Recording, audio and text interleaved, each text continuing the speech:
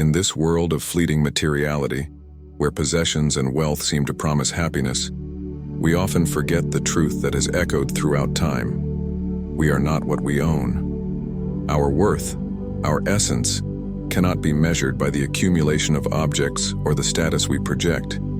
These things, transient as they are, come and go like shadows beneath the passing sun, and yet we allow them to define us. What is it to truly live then? What is it to be rich, to possess true wealth, if not in the things we can grasp with our hands? The Stoics knew. They understood that the most valuable possession one could ever have lies not in gold, not in power, but in the cultivation of one's character, in virtue and inner peace. The external world, with all its temptations, is indifferent to us. As Marcus Aurelius once wrote, "The things you think about determine the quality of your mind.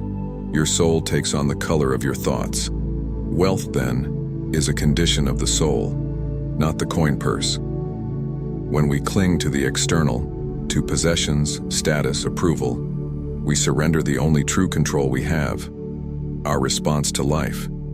This is what Stoicism teaches. It urges us to let go of the illusion that something outside ourselves can define or complete us. Epictetus reminds us, wealth consists not in having great possessions, but in having few wants. There is an important distinction here. Possessions themselves are not evil. They are neutral, as is most of the external world, but it is our attachment to them that causes suffering. We enslave ourselves to the things we fear losing, forgetting that no one can take from us what truly matters: our inner freedom, our fortitude, our ability to act in accordance with reason and virtue. When we see beyond the glitter of wealth and power, we are left with the only treasure worth seeking: the mastery of our minds. Wealth can buy comfort, yes, but it cannot purchase peace of mind. Fortune may grant us momentary pleasure, but it will never provide lasting contentment. True wealth, the Stoics understood, comes from the cultivation of inner virtues: wisdom, courage, justice, and temperance. The battle is internal. It always has been.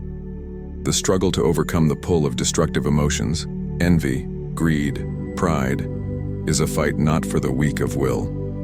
But when we win this battle, we do not just find peace, we become unshakable. No misfortune, no loss can harm us if we no longer place our worth in what we cannot control.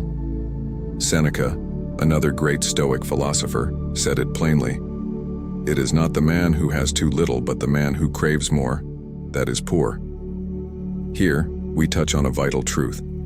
Desire chains us. It is the very force that leads us away from peace, pulling us into an endless cycle of wanting, fearing, and clinging. We cannot be free until we release our grip on the things that we do not need, the things that, in reality, can never provide lasting joy. In a world driven by the insatiable desire for more, let us remember this: we are not the sum of what we own, nor are we defined by what we lack.